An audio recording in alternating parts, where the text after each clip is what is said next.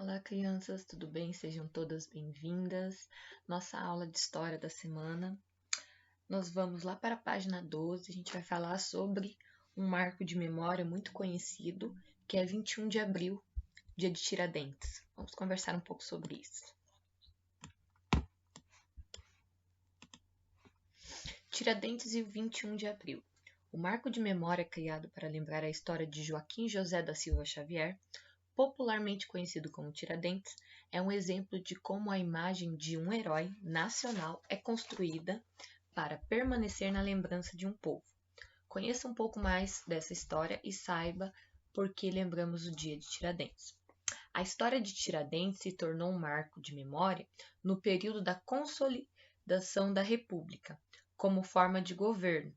O objetivo era instituir uma referência histórica que desse suporte à ideia de que o republicanismo significava avanço à modernidade.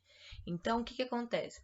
Na transição de governo, deixando de ser monarquia e se tornando república, eles precisavam criar uma ideia, né, de que a república, que é o que a gente vive hoje, que é um método de governo que nós escolhemos, né, é escolhido o seu governante, era uma coisa correta, era uma modernidade, era algo que ia levar o Brasil para frente. Né? Na época, muitos momentos se opuseram à instauração da República, pois havia a ideia de que a monarquia era um sagrado a defender a população, era um método sagrado. Então, tipo, existia muita coisa contra a ideia de tornar o Brasil república e permanecer na monarquia. Só para lembrar vocês que monarquia é governo onde os nossos líderes são reis, imperadores, ok? Assim, para reverter esse quadro, a figura de Tiradentes passou a ser valorizada quanto ao papel por ele ter desempenhado na luta republicana, tornando-se assim um símbolo de república. Então, a ideia de Tiradentes foi posto como um herói simplesmente para que as pessoas vissem a república como algo bom e que tinha um herói para os republicanos, né? Então, quem foi Tiradentes, gente? Tiradentes era um alferes, ou seja, antigo posto de forma das Forças Armadas, né?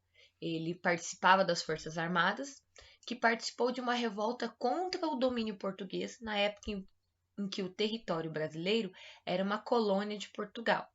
Então, enquanto ainda o Brasil era colônia e ele era das Forças Armadas, ele lutou contra o domínio português. Essa revolta foi chamada de Inconfidência Mineira e ocorreu no ano de 1789 em Minas Gerais, onde acontecia uma intensa exploração do ouro. Então, Minas Gerais estava tendo uma exploração muito grande de ouro e a Inconfidência Mineira, ela foi uma revolta contra os portugueses sobre o seu domínio de Portugal. E qual era o domínio de Portugal? Qual era o interesse nele? Na exploração do ouro. E as pessoas que viviam lá não aguentavam mais o domínio de Portugal sobre eles. Eles queriam expandir, eles queriam que o Brasil crescesse e parasse de ser colônia de Portugal, né? O Tiradentes ele foi transformado em um Martim, né, em uma imagem que se sacrificou em nome dos valores republicanos. Foi essa a ideia que foi passada. Para passar essa ideia, sua figura foi representada à semelhança de Jesus Cristo. A República alçou Tiradentes ao papel de herói, ao passo que a coroa portuguesa o considerasse um traidor. Então foi criado essa visão, né? Eles enalteceram Tiradentes como um herói, colocando ele à vista como se fosse Jesus Cristo. Eles foram colocados uma imagem de Tiradentes como um herói, o salvador da pátria. E isso é um resultado do processo de construção de um símbolo que ficasse marcado na memória das pessoas, enfatizando a ideia de república como algo valoroso e melhor que a monarquia. Então, explicando para vocês, Tiradentes foi posto como um herói, foi colocado como um herói, né? Para quê? Para que as pessoas vissem a república melhor do que a monarquia. E criando essa imagem de herói, Portugal via Tiradentes como inimigo e precisavam acabar com esse herói, porque assim as pessoas iam aclamá-lo e não iam contra a monarquia e a favor da república. Aqui eles falam, ó, os revoltosos, também chamados de inconfidentes, estavam insatisfeitos com o governo. E um dos motivos era a alta cobrança de impostos. A prof pegou e falou na live, né? Era cobrado muitos impostos do povo aqui no Brasil, pagos para a coroa, né?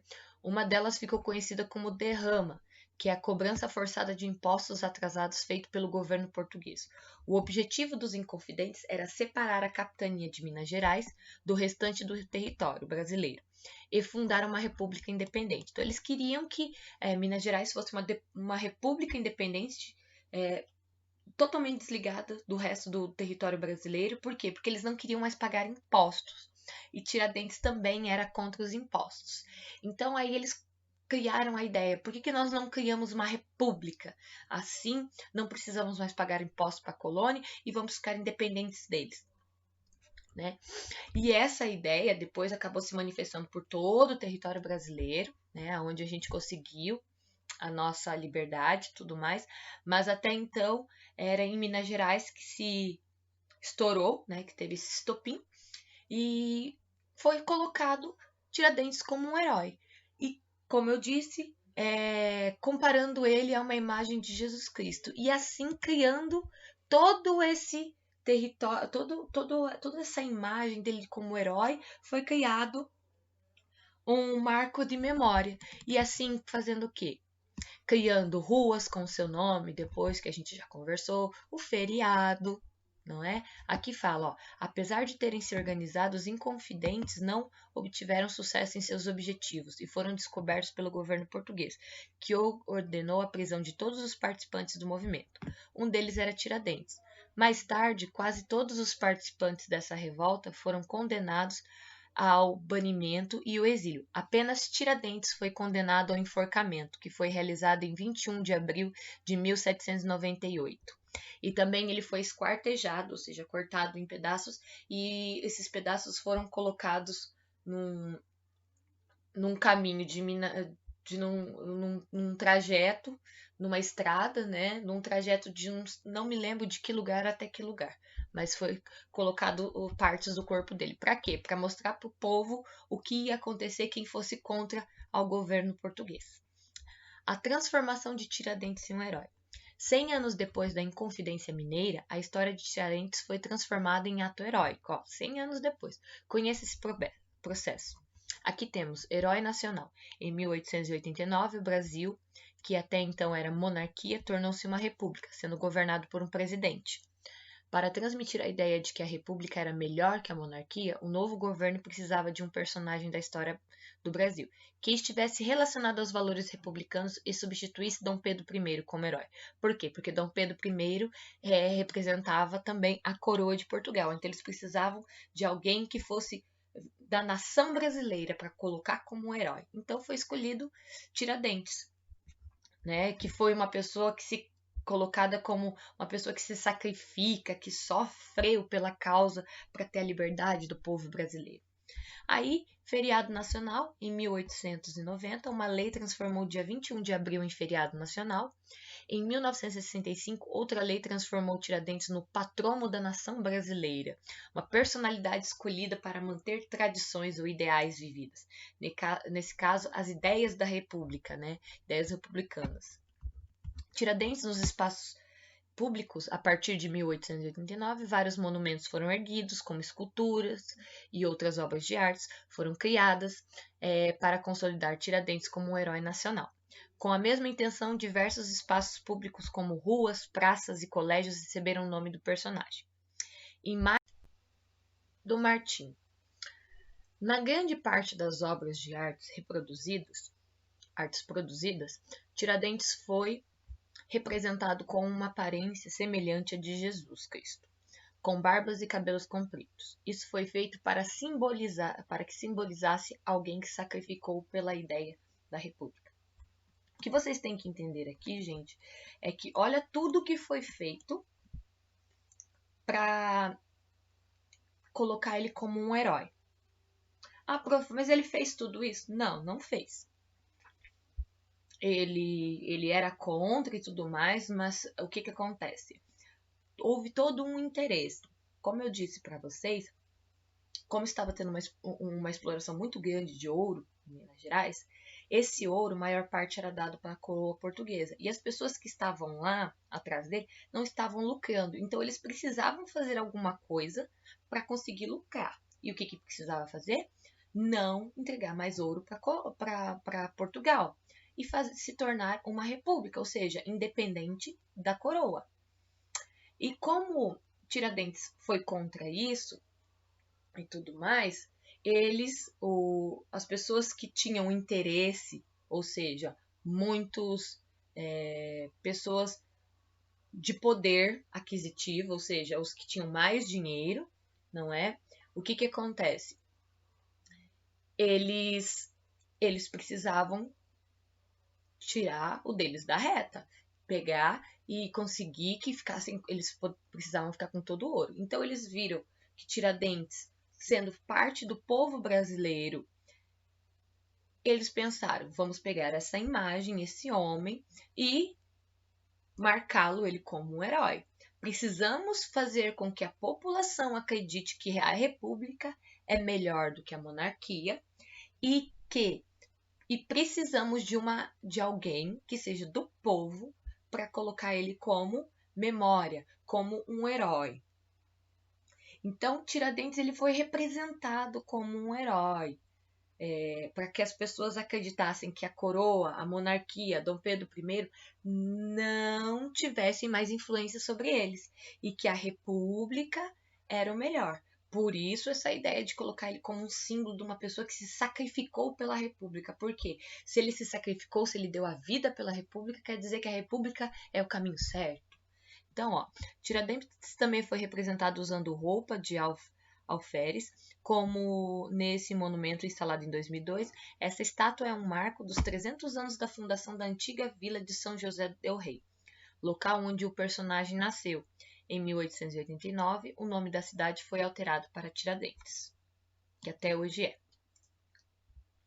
Vamos para as atividades, gente. Explorando documentos. Nós temos duas imagens aqui, olha só.